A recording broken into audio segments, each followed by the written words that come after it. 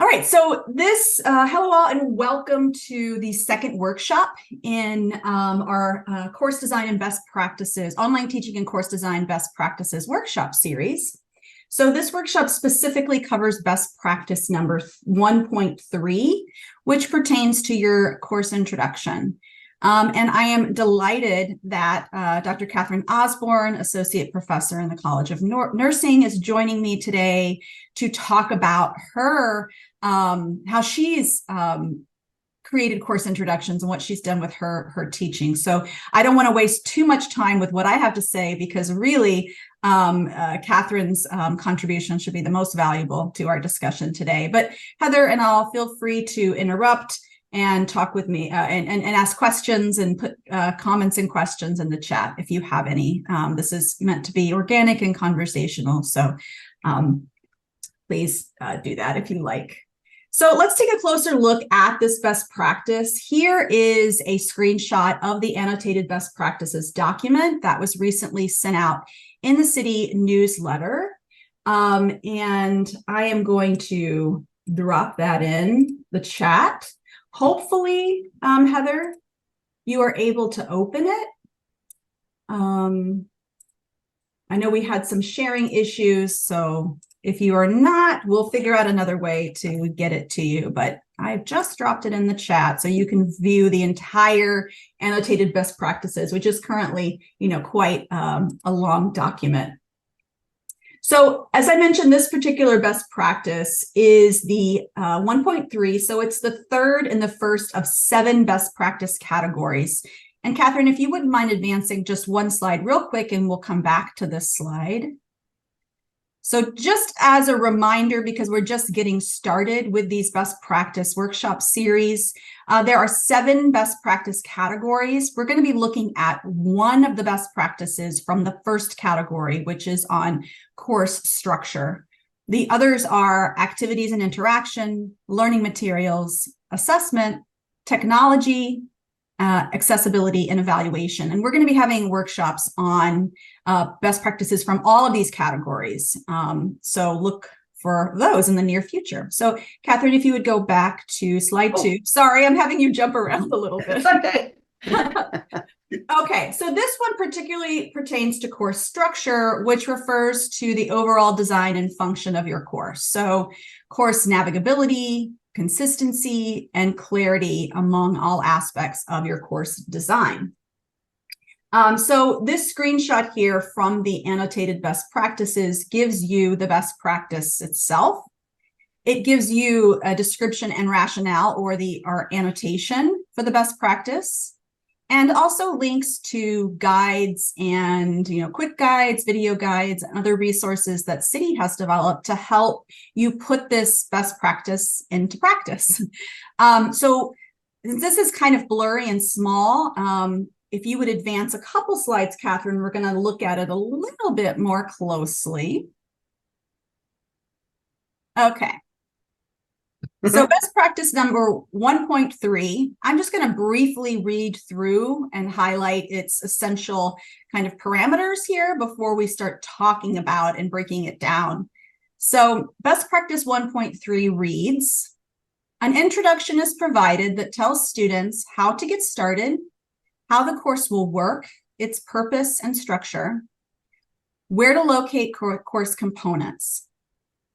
And the annotation annotation essentially provides a description and rationale for this best practice, essentially explaining, that the best practice should tell students how to get started, when it should be provided to them, and what form it could potentially take. And we're going to talk a bit more about that in a moment.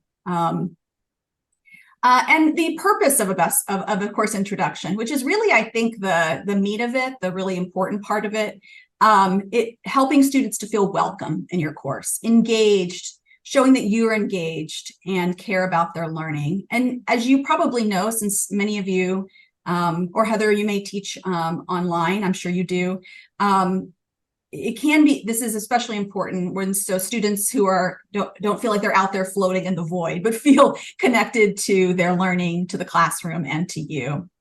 I also think, and in my experience, it really helps to eliminate the number of questions and emails that you may get at the start of the term, because you're really hitting all those main points that you want to inform students of during that first day or week of class.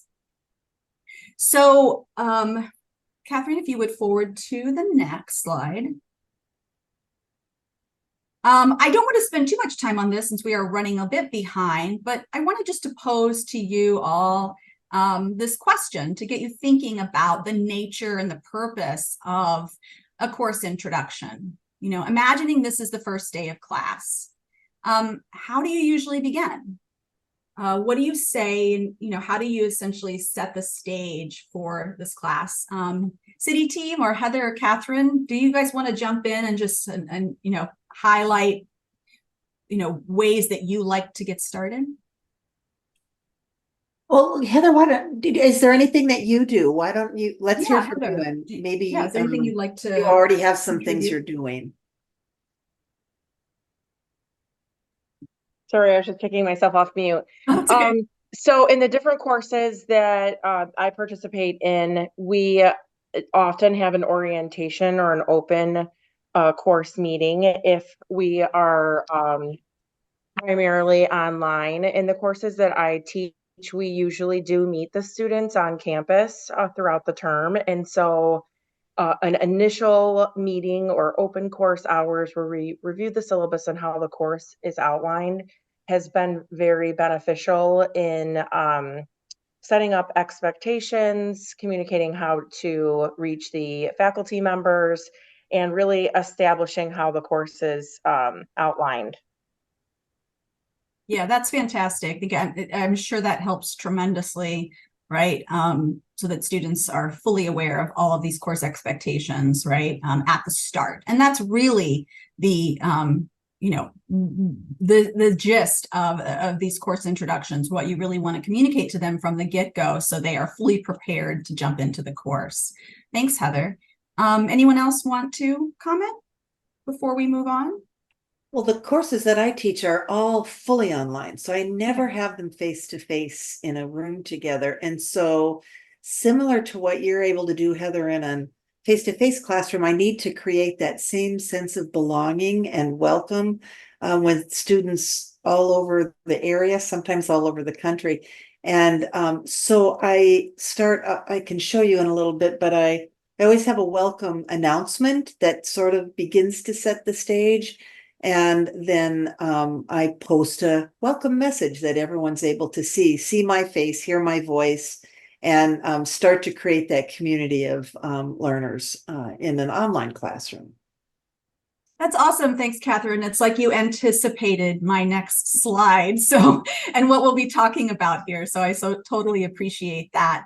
If you could go ahead and advance to the next slide, then. So as you mentioned, Catherine, there are so many ways to do this in an online course, right? And in my experience, it's really a nice sort of combination of a variety of different approaches, right? You may choose to welcome them in a course and Canvas course announcement. As you mentioned, Catherine, a welcome video or audio recording, which we'll talk about in a moment. A course orientation, perhaps a screencast, a written or video screencast of you walking them through the course, showing them essentially how it's structured, where to find things so that they are able to navigate the course well.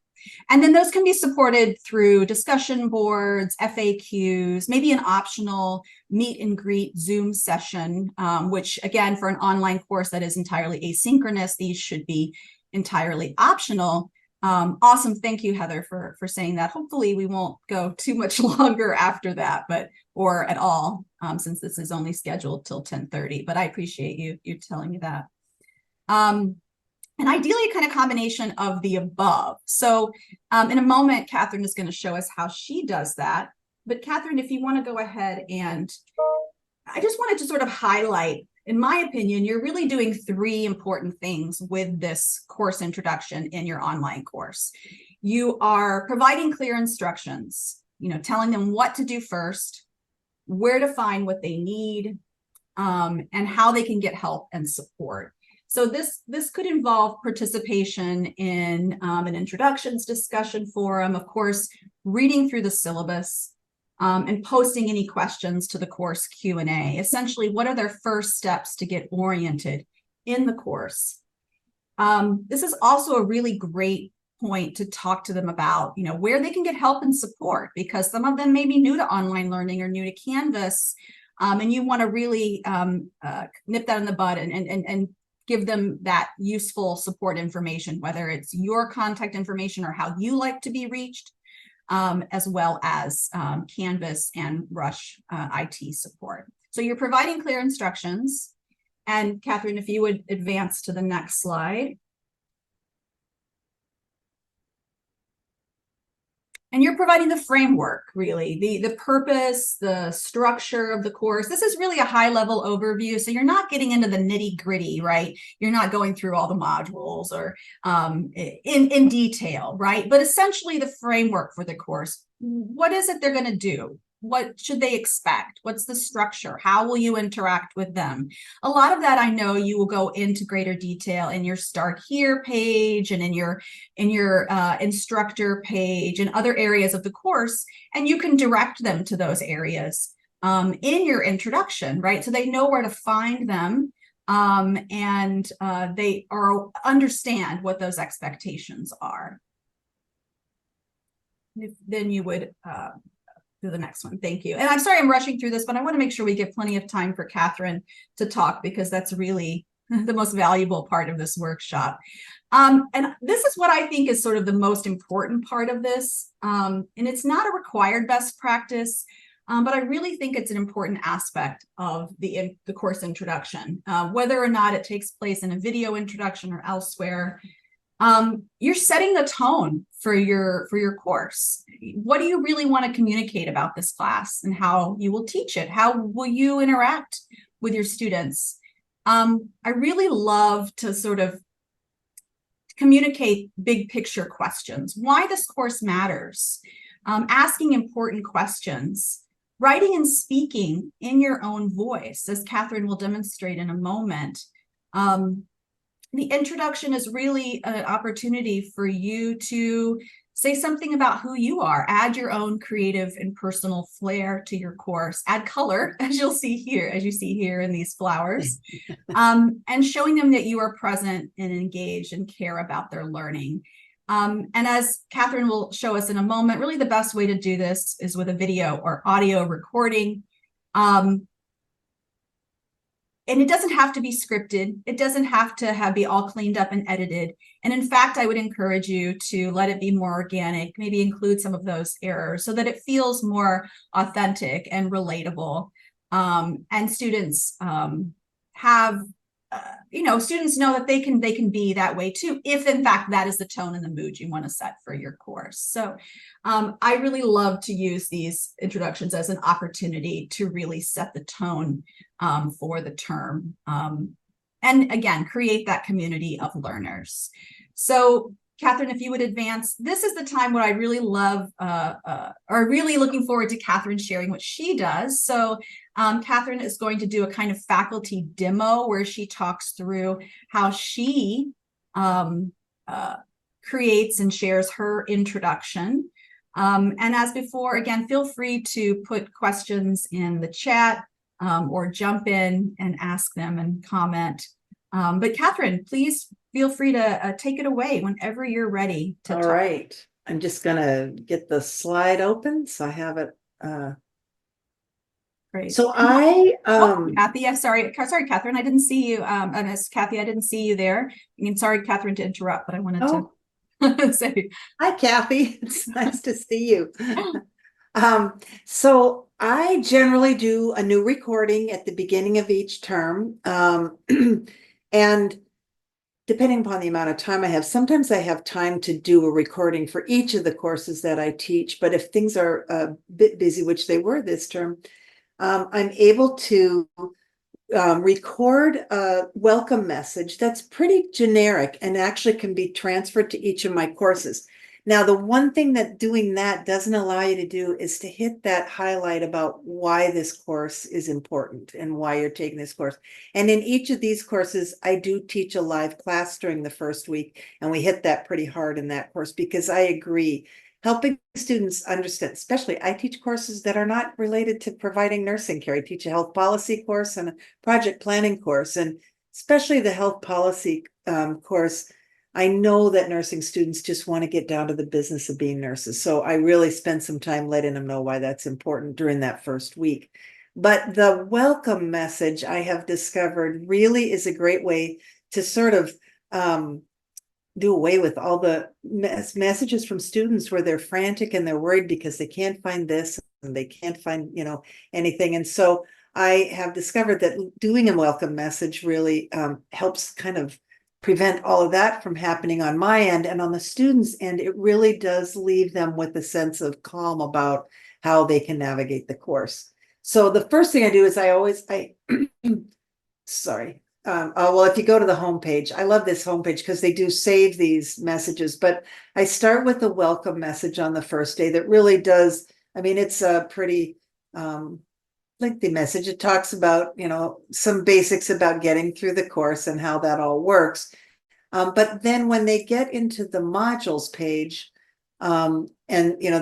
they start here, on the very first start here page, there's a way that you can create a welcome message right on this page. And it's so easy to do. When you get to the start here page, if you click on the edit button, there's now mine's been there for so long. Is it built in on that first page automatically, Laura, or did I do something to create that? Yeah, so you would just place your cursor wherever you want to drop in that welcome. You've already done that, I can see here for your. Yeah, a long time ago. And so the link follows through. I just have to re-record it each term. So anyway, okay, so when you do it, you can actually do it live in the session. But no. Okay, Laura, you're gonna. That's okay. We can walk through it together. So just place your cursor wherever you want your recording to go. Right. But I don't want to record over this because this is a live, live recording. Maybe do it before, and we'll just cancel out of this afterwards. Okay. So won't make any changes. Oh yeah, that's right. Yeah, and then up at the top, you see that little play button with the musical notes next to it. Yes. Okay. So that's where you're just going to record and upload. Upload a recording. Yeah, so you click the record or upload, and then once you're in, click up here on record. And Canvas going slow today. All right. So anyway, then now my pictures are over here. So when you're ready to start recording, and usually I do just what I don't necessarily speak from notes, and it's because what I'm going to do is walk them through the course very briefly and show them where everything is. So as soon as I'm ready to get going, I just click start recording, and I'll show you. It counts down for you, goes to 3, 2, 1, and then you can record whatever you're going to say. And when you're done, you just click finished, and you can listen to it and hear how it sounded. And if you like it, save it by clicking Save Media. Or if you don't like it, you can start over. But I'm going to X out of it and I'll show you what it looks like. And once you click on Save Media, it saves there. And then you have this great, let's see. Then you have this message that's saved there. And then you do need to scroll down and click the Save button. I'll just click Cancel. And then it'll save it for you here. So then, and I had inserted the text here, welcome to class, and then this message, please click here for a welcome message from Dr. Osborne. What I did was, I'll go back here. I typed this in, and then you highlight that, and then you click on this button and you record your media. And once you click record, then it stops there and it's saved. And then you're good to go. So let's go back and I'll show you what it looks like. So then when students come in, And in the welcome message, or in my welcome announcement, I tell them to be sure to go to the Start Here page because I've left an important audio video message. I don't know if you'll be able to hear this, but oh, let's see. I bet if I turn the volume up, that will help. Okay. So then you just click on.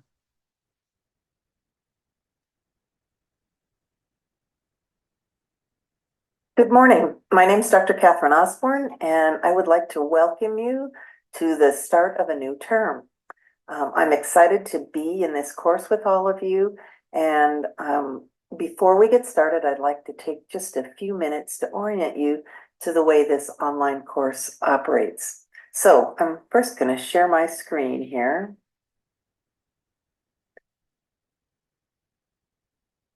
So this is a recording that I'll use for several of the courses that I teach. I'm going to use 614 as the example course that I walk you all through, but each of the courses I teach look exactly like this. They're laid out the same way. And so whatever I talk about 614 will apply to the course that you're in this term as well. So when you log into a course, this is what your home page will look like. You'll see the course title here. So I don't know if you want me to go through this whole thing, but I walk them through the home page, show them the important links on the home page, and then I'll transfer. Then I go into the left navigation panel. And so the other way to get to your learning content is by clicking on modules, and we're going to talk about that in just a minute. So that's pretty much the home page for your course. And then the second link down here is this announcements. I always recommend students take a look and make sure you've seen all the announcements that have been posted. If not, take a look at them and make sure you don't have questions. Each of the courses I teach is set up with simple syllabus. For some reason this morning they didn't open properly, but they're all working now. So when you click on simple syllabus, then you get this silly little error message. But then you're going to get the full syllabus with this acknowledgement notice that you do need to attest that you've reviewed the whole syllabus. I do encourage that students review every piece of the syllabus. I won't go through it now. Please be sure that you do that and make sure that you notify me or other course faculty with any questions that you have about things that you. I'll go past this. I don't spend a lot of time on the syllabus. Because truly the syllabus really is just like a contract we have with students about the course. And if you really want them to know the course, you've got to show them what the modules look like and show them how to navigate through the course. So that's where I spend most of my time. Questions, just in case you didn't have enough before. So you got plenty of ways to get to the course questions. I don't ever want anybody to have to spin their wheels because they can't find the answer to a question. So please don't ever hesitate to post your question there or contact me privately. I do prefer that you post it there because if you have that question, it's quite likely that other students have the same question. Let's see, then I'll just go down. Let's see. This is great, Catherine, as you're doing that. I like how you have combined both an introduction with your course orientation. So you're welcoming them, but you're also sort of walking them through the course so they know how to move through it. Yeah. Right, exactly. Because they get lost so easily. And where do I go now? So then through for all the courses I teach. Because when we're learning online, it's very similar to learning in a classroom. It's really important to create a community of learning and to move through the course as a cohort rather than having people just race through and do it at different paces. So the first 3 modules are open today, and the rest will open in plenty of time for you to complete all of your assignments and readings in a timely way. So when I talk about a module, this is the whole module that has everything you need to complete the work for this module. But the primary information about module 1 is going to be located in this very first tab that says module 1. So you want to click on that. At the top of each module is a printable version of it so that you can download it and save it or print it, whatever you prefer, or just work in the live module all the time. I have this set up in student view so that it looks like what it will look for you all. But every module will look the same. There's a description, some learning objectives, some key concepts, and some required readings. If there's going to be a live class, that'll be noted in the module as well, and then an assignment. And I want to note that every one of these live links situated within the module is considered a required reading. The modules are set up so that you interact with online sources, and each one of these readings is really critical. And I cannot stress enough to you how important it is to read every page on every module, especially when you get down to reading assignment instructions. The assignment instructions are all written out very clearly for students.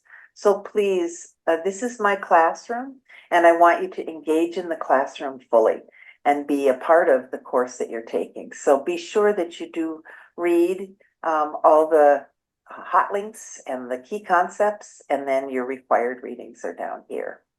So, and then I just kind of go through, after I go through a module, I then go into grades. I mean, and you can see I got this whole thing done in 14 minutes. I walk them through grades and talk about how important it is that you always read the feedback from your faculty. I spend lots of time writing out that feedback. Sometimes I give oral feedback, and then I actually show them, when I get to grades, I show them how to access the feedback and how to see it. And then talk about how to get to discussions, what goes on in people. I spend a few minutes talking about how great our library is and that the librarians just have tons of resources, and then show them how to access Zoom. And we don't use collaborations. I got to get that off in there. So, but anyway, one of the things that's so great about this recording is that, so I was very busy when trying to flip 3 courses over. Actually, I had 4 courses to roll over this term. And so I knew I wanted to have a welcome message ready to go on the first day of class, and I wasn't going to have a time to do 4 of them. So I did this one that was more generic. Sometimes I'm more specific about the course. And then once you have it done, you can actually share the recording. But I'm going to have to figure out.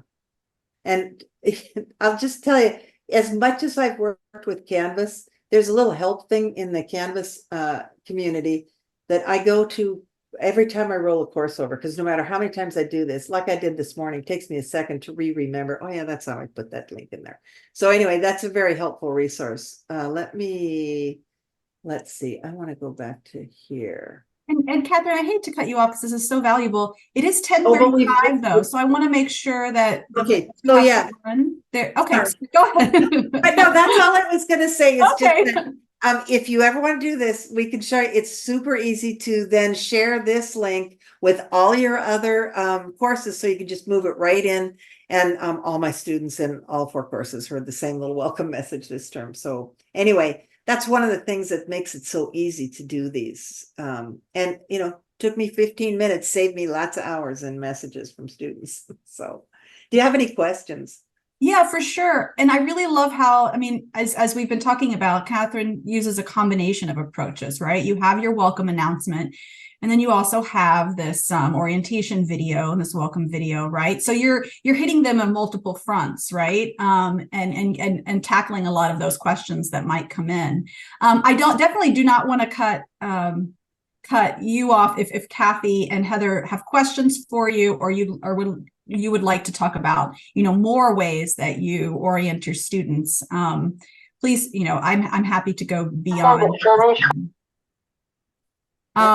I do want to say, though, before any questions come up, that City has developed a template for a written announcement, which we can provide to you, which is very bare bones, and you can customize it to your liking, but it helps sort of walk students through these components that I mentioned, and then allows for lots of room for personalization and adding video and other kinds of things should you choose to do that. Yeah, Catherine, were you going to say something?